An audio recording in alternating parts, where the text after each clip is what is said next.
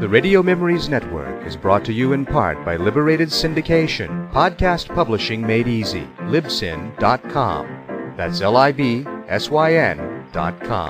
Continuing America's love affair with comedy and those lovable characters that made us laugh. We now go back to the early days of radio comedy and our imaginations with our featured comedy presentation. Now for this week's episode of Life with Dexter.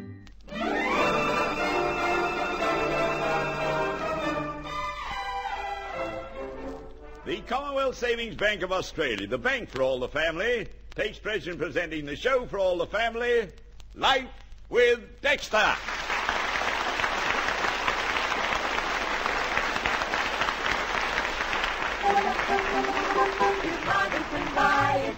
Saving will get it, so bank Commonwealth now.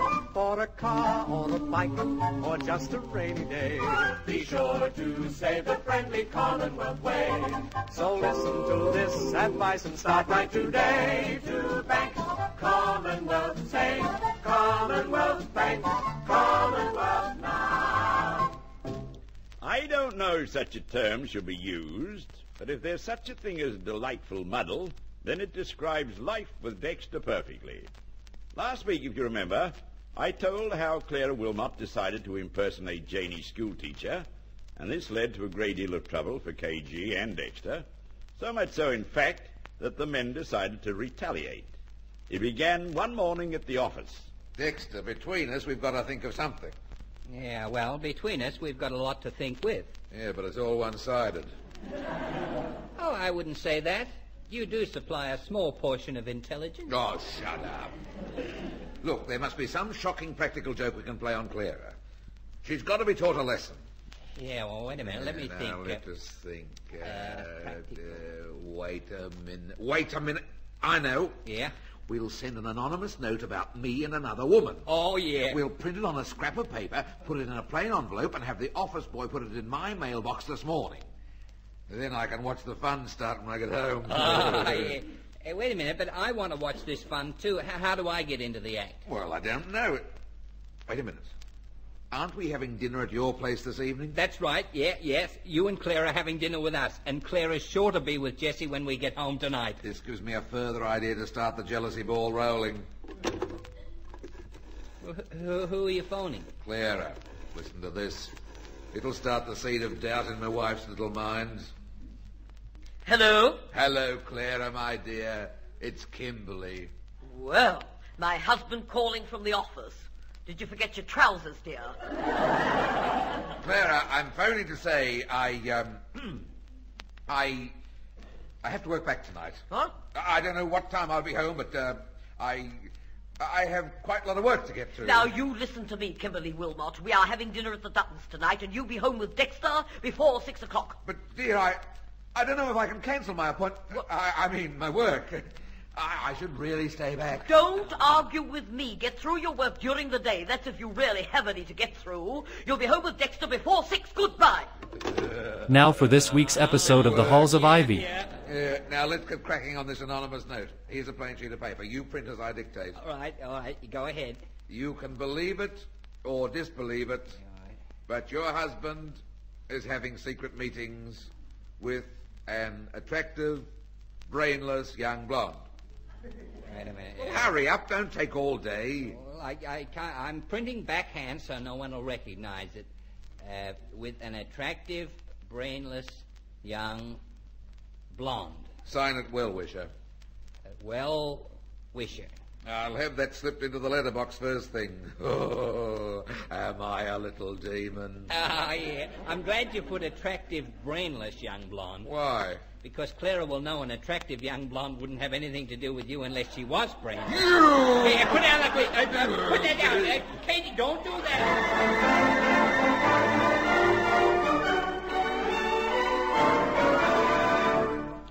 And now let's forget for a few minutes KG and the brainless blonde, while I have a few words with all those young people who have started work. Probably all you young people are now getting a new slant about money. You now realize that the money you get has to be worked for.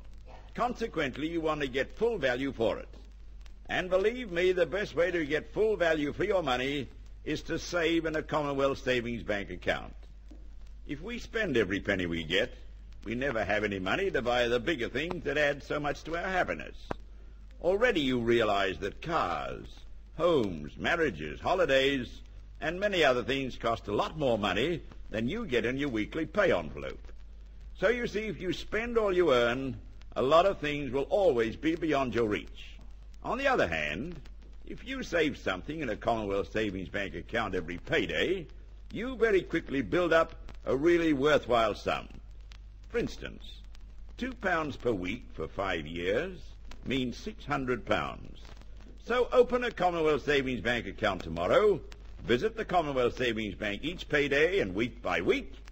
Bank Commonwealth.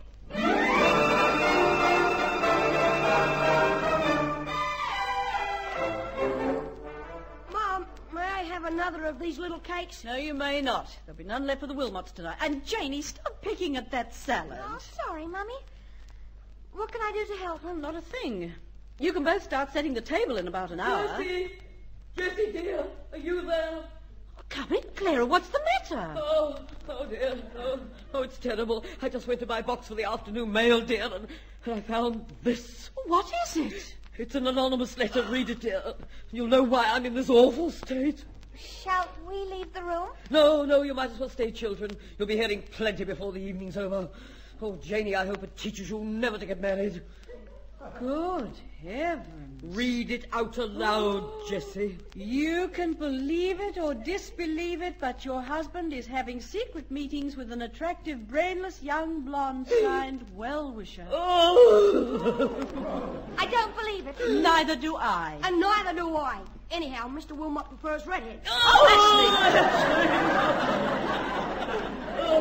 Kimberly prefers his wife to any other woman. We all know he never looks at another girl. Oh, but he does, Jessie, dear. He must. I know this is true. Why would anyone want to write such a note if it weren't? Mrs. Wilmot, there are lots of people who love writing anonymous letters just for the sake of writing them. Certainly there are. Kimberly will completely deny this accusation when he gets here. Oh, he'll deny it all right, dear, but I have other evidence. This letter only confirms what I was suspicious about this morning, Jessie. Kimberly actually phoned me from the office. Well, is that unusual? Unusual? The last time he phoned me from the office, it was to wish me a happy birthday, dear. 4 days after my birthday. Oh, Jessie, he phoned me to say he'd be working back late tonight. You should have heard him, dear, stammering and stuttering, trying to make it sound real. But it could be. He does have to work late. Nothing of the kind. He's coming home now because I demanded it. He was going out somewhere to meet this floozy. What's a floozy, Mrs. Wilmot? Oh, be quiet. Now, Clara, sit down quietly and I'll make a cup of tea. Look, I wouldn't take the slightest notice of this anonymous note. When we're all having dinner tonight, I'm sure the whole business will be sorted out. Absolutely. Sure it will. We're having chicken for dinner. We're having chicken. But if you'll do me a favor, Jessie, you'll serve Kimberly a plate of fried arsenic.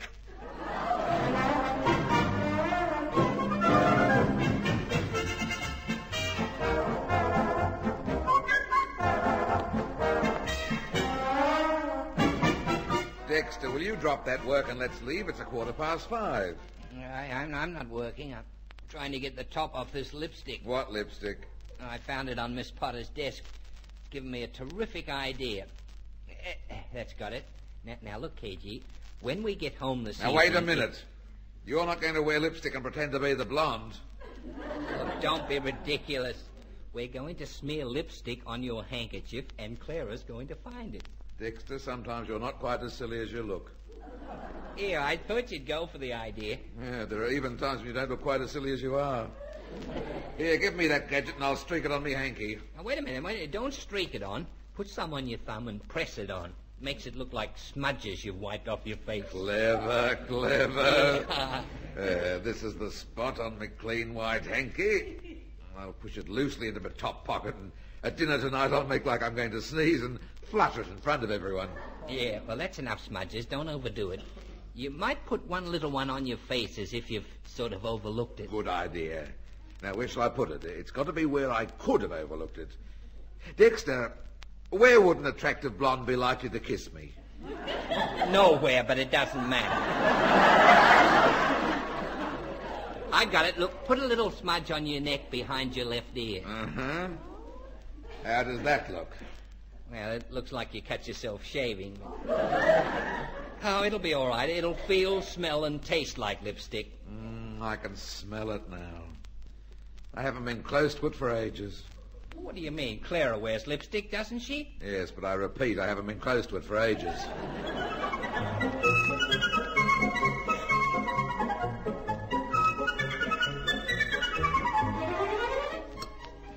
Pass me the salt, please, compost. The chicken's delicious, Jessie. Thank you, Kimberly. Ah, yeah, it's absolutely delicious, dear. Good. Clara, you're very quiet this evening. When you're not talking, you're either extra hungry or ill. You're going to choke on your food when you know I know what I know. No? What do you know, dear? Kimberly, why did you phone and say you had to work back tonight? Because I had a lot of work heaped up on my desk and I'd forgotten about this dinner engagement. Isn't that true, Dexter? Whatever you say, KG. Yes. Oh, yes, KG, you did intend working back tonight. Yeah. Nice work if you can get it. You see what I mean, Jessie? They're putting on a big act. Kimberly, I know what you were going to have heaped up on your desk tonight. A big blonde heap. Blonde? Oh, never mind a blonde. I happen to know all about this woman. Oh. What woman? Who are you talking about? I mean, about whom are you talking? As if you didn't know. It so happens I received an anonymous letter today telling me about your association with an attractive young brainless blonde. Oh, Clara, she's not brainless. She's quite Dexter, you fool! Ha-ha! Now it's in the open. What did I tell you, Jessie, dear? I simply can't believe it. It's not true. It's a lie. I don't know what you're all talking about. I have no association with any woman. Will you swear that on your word of honor in front of everyone? Well, No, I don't believe in doing that. Believe me, Clara, you're the only woman I think about all day. It's not the day I'm concerned about. It's the night. I think I'm going to sneeze. No, it's all right. KG, put your hanky away quickly. What was that? Give me that handkerchief. Ah! Ha-ha! Oh, no! Jessie, will you take a look at this, dear? Look at it. Lipstick smeared everywhere. You beast, you fiend. You horror. You... nasty man. Nasty man. Clara, I can explain that. It's not lipstick, it's blood. Try again. Ready? Crayon? Sure? Wait a minute, KG. It is lipstick, and I know where you got it. Remember the poor dear old lady who came in today and you gave her half a dozen frocks from our old stock? She was so grateful she kissed you 3 times on the face. Of course, that's it. She was 90 if she was a day. I'd like to see a poor old lady of 90 wearing that colour. It's one of the new ones. It's Flaming Fiesta. Jessie, there's no need to swear in front of the children. Now, Kimberly, I want the truth and nothing but the truth. What Dexter said is true, whether you believe it or not. This poor, dear, very modern old lady was grateful, and she kissed me 3 times on the cheek right there. Well. Oh, Jessie, he's got a smudge of lipstick behind his ear. I have not. That's where I cut myself shaving. It's blood. You don't have to feel it, Clara. It is blood. Jessie, hand me that carving knife. If it's not blood, it's going to be.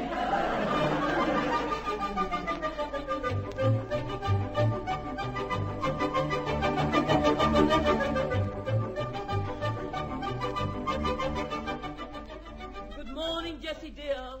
May I come in? Oh, I was coming in to see you, but I didn't know if you wanted to talk. Look, Clara, I think it's better if we have a little chat about Kimberly. No, I'm through with him, Jessie. The sooner he gets out and stays out, the better I like. Now, you don't mean that. This thing isn't the end of everything. Lots of husbands wander once in their lives. Kimberly hasn't wandered, dear. He's gone for a trip round the world. He's apparently had a little flirtation with some little blonde, but, Well, I'm sure it's all over now. He knows you know. But he still denies the whole thing, dear. It wouldn't be so bad if he admitted it and said he was truly sorry. All he does is keep denying it with stammers and stutters and dillying and dallying. I must say he was more dilly than he was dallying. I was sure after you both left here last night you'd resolve the matter between yourselves. Resolve nothing. As you know, he left before me, and when I got inside, there he was lying on the couch with a smirk on his face. I fired question after question after question at him, and he just went on lying and lying and lying. How about later, when you went to bed? Last night the couch was Kimberly's bed. You know, it's strange you mentioning a smirk on Kimberly's face, because 3 times in bed I caught Dexter grinning to himself.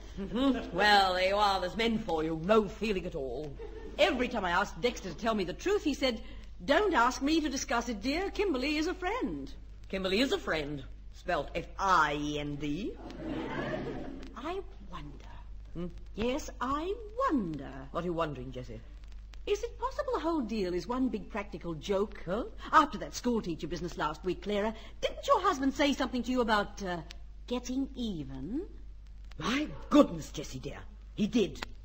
Oh, but he...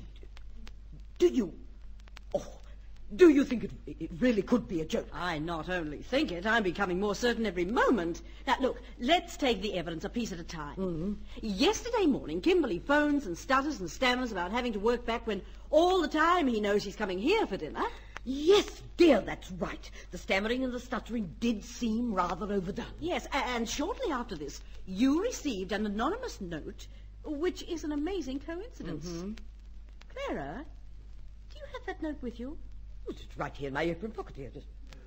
Yes, there it is. Oh, show me that again. Now I'm absolutely sure, Clara, this note was printed by my husband. Oh. Dexter's the only person in the world who makes a printed M like that. Well, and you think the lipstick on Kimberly's hanky and neck was put there on purpose. Look, remember how he brought it out of his pocket and fluttered it in front of everyone? Oh, why, the worm. The slimy, wriggly, fat worm. Oh, look, I'll squash him under my foot till he's gooier than ooey gooey. Oh, I'm so ashamed to think Dexter was a party to it. Why wouldn't he be, dear? He's a man. Oh, what a pity the only other human in this world besides a woman is a man. When 2 men put their heads together to make fools of 2 women, it's just like 2 women last week who put their heads together to fool 2 men. Oh, Jessie. Oh, what a dumb daughter I've been, dear. I hardly slept last night. When I did get to sleep, I spent every minute in the divorce court. Oh, poor Claire. Hey, Jessie. Dear, you've got something cooking in the oven. Oh, I forgot to turn it off. There. Oh, well, there's nothing in the oven. I was getting it warm, ready to dry my hair. I just washed it. Oh, goodness, dear.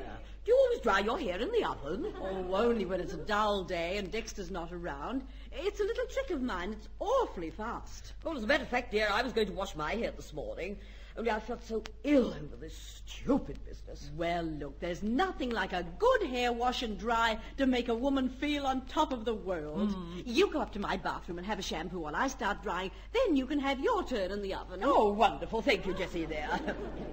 And while I've got my skull in there, it'll be a good opportunity for me to think of some way to repay that apology for a husband. Oh, I can see him now chuckling with Dexter over what happened last. Dexter, I hate to admit this, but I'm beginning to feel more and more of a heel every minute. We should have let the girls in on the gag last night and not let it drag on till today. Well, don't blame me. It was your idea to have Clara dangling in midair. I've just tried phoning her 3 times and she doesn't answer. She's either in with Jessie or she's gone out somewhere. Yeah, well, KG, maybe she's gone out to do something desperate. Desperate? What do you mean? Dexter, you don't really believe she would? Oh, she might try. Remember, she's a woman with a tragedy. She thinks she just lost you. If I were she, I'd be grateful, but I'm not Clara. Oh, Dexter, what have we done? What have we done? Well, never mind we. It's what you've done. Well, I'd better phone Jessie right now and see if Clara's with her. We'll do more than that. Come on, we'll grab a taxi and go straight home.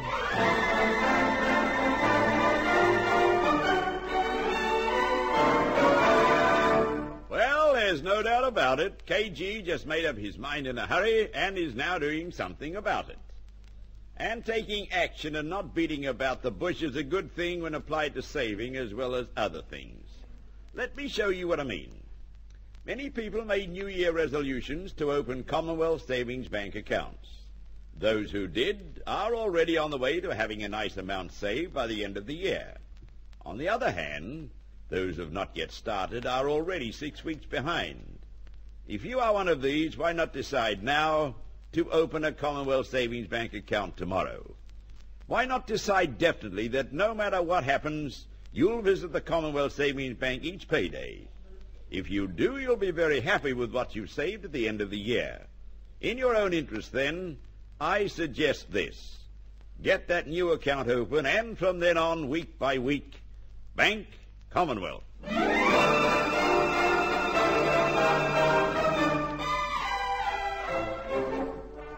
Don't hurry, Jessie dear. Stay there till your hair's properly dry. It's plenty of time. Oh, no, I'm coming out. Mine's dry enough, and I want you to get your head in before the oven cools off. Now, go on, down you get. Oh, all right, dear. Oh, dear. It's going to be the toughest piece of beef your oven's ever cooked, dear. Oh, Clara, there's an old rolled-up blanket inside. Get your head well back onto it. Oh, That's right. Good. Oh, Jessie. Oh, this is really delightful, dear. You should have told me about this trick years ago. Yes. Well, in about 10 or 15 minutes, your hair will be almost dry and you'll feel like a million. The only thing to watch is when you bring your head out. Now, don't do it too quickly or you'll give yourself a nasty smack. I did it once and had to tell Dexter I ran into a door. Oh, my dear, this is better than sunbaking on the Riviera. I wonder what all the poor people are doing. You know, I don't even feel so mad at Kimberly anymore. The driver can't go any faster, KG. He's almost exceeding the speed limit now. Oh, if anything's happened to my little cherry blossom, I'll never forgive myself. It's all your fault for talking me into the stupid practical joke. What are you talking about? You thought of it, not me. I just agreed to go along with you. Then you should have had more sense. Hurry, driver, hurry. Look, we'll go into my place first of all. Clara's most likely in the kitchen talking to Jessie. If she's not there, she could be anywhere. How do we know she's not lying on our bathroom floor next to an empty bottle of sleeping tablets? Well, maybe she's taking a bath and that's why she couldn't answer the phone. A bath? She's drowned herself in the bath. That's what she's done, I just know it. No, KG. There are much more pleasant ways to take one's life than drowning in a bath. It's more likely she's cut her wrists or taken poison or electrocuted Why herself. don't you shut up? Sorry, I was only making suggestions. I still think you've got nothing to worry about. Clara and Jessie will be in my kitchen crying on each other's shoulders. How's your hair drying off now, Clara? Oh, I can't get my hands on it, dear, but it feels pretty right. I believe I'm done on top as well as both sides. You wouldn't care to light the gas and cook me for dinner? Oh, Clara, give yourself a couple more minutes and then be as careful as you can and bring your head out. All right. Oh, Jessie, that's someone coming up your front gate? Yes. Oh, good heavens, it's Dexter and Kimberly. What? They're racing round the side passage. Oh, no, dear. Oh, look, let me get out of here, will you? Watch your head. Oh! Oh, Clara! Oh, dear. Clara! Clara, speak to me. Say something. Oh, no! She's got her head in the gas oven. Merciful heavens, Clara. Oh, my darling Clara, what have you done? Oh, help me lift her head onto the floor. Oh, Clara, she's knocked herself out. Knocked herself out with gas, and it's all my fault. Clara, speak to me. I love you. I think she's coming round. Oh, what happened? What did I do? Clara, my darling, you're alive. You tried to commit suicide and all over me. But I love you, Clara. You what? Who tried to commit suicide? You did, Clara. You did. You put your head in my gas oven and tried to take your life, and it was because you said you had nothing to live for. I did? Yes, I did. What is there left for me in life? You shouldn't have stopped me, Jessie. I wanted to go. Clara, don't say that, my darling. Oh, my little sweetheart. I'll never do anything to hurt you again, never. Then move, you're standing on my foot.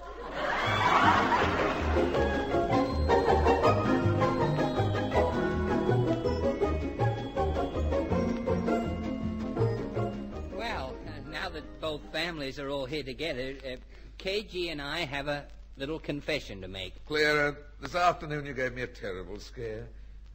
We had no idea you'd take the anonymous note and everything so seriously. Well, certainly not seriously enough to attempt suicide. Well, I didn't. I might even try it again. Oh, no, please, Mrs. Wilmot. No, Clara. Oh, Asheville wouldn't be the same without you. Well, go on. Tell the truth, KG. Well, the truth is the anonymous note and everything else connected with it was nothing but a practical joke. Is that so? We knew that. You knew? Huh? Yes. And now I think Clara might have a confession to make. I have, Jessie.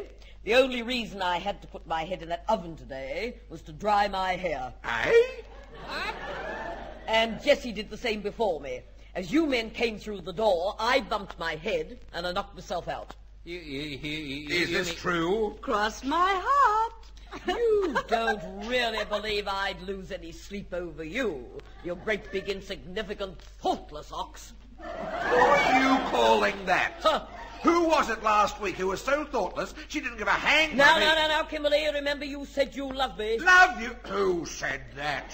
I can't stand the sight of you. Why, you don't. Dad, would you do me a big favor? Yeah, what's that, son? If ever I look like getting married, push me under a double-decker bus.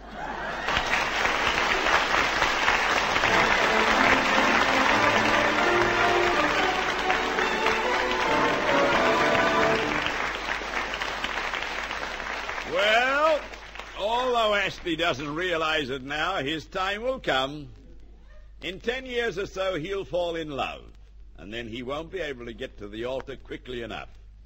And while I'm on this subject of marriage, I'd like to say a few words to all those husbands and wives who are listening in tonight.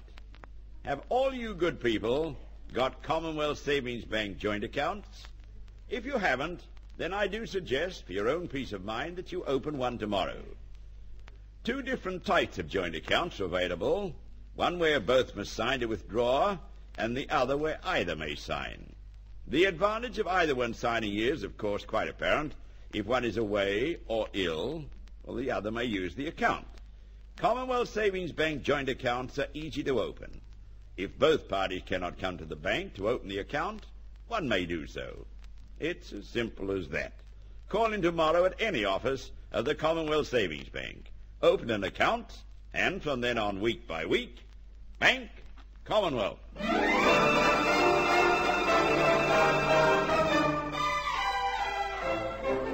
Life with Dexter is produced by Noel Judd and written by Willie Fennell. If money can buy it, saving will get it. So Bank Commonwealth now. For a car or a bike or just a rainy day, be sure to save the friendly Commonwealth way. So listen to this advice and start right today to Bank Commonwealth. Save Commonwealth Bank Commonwealth now. And this is John Dunn inviting you to enjoy Life with Dexter at the same time next week from this station. And remember, you'll always enjoy life with a Commonwealth Savings Bank account.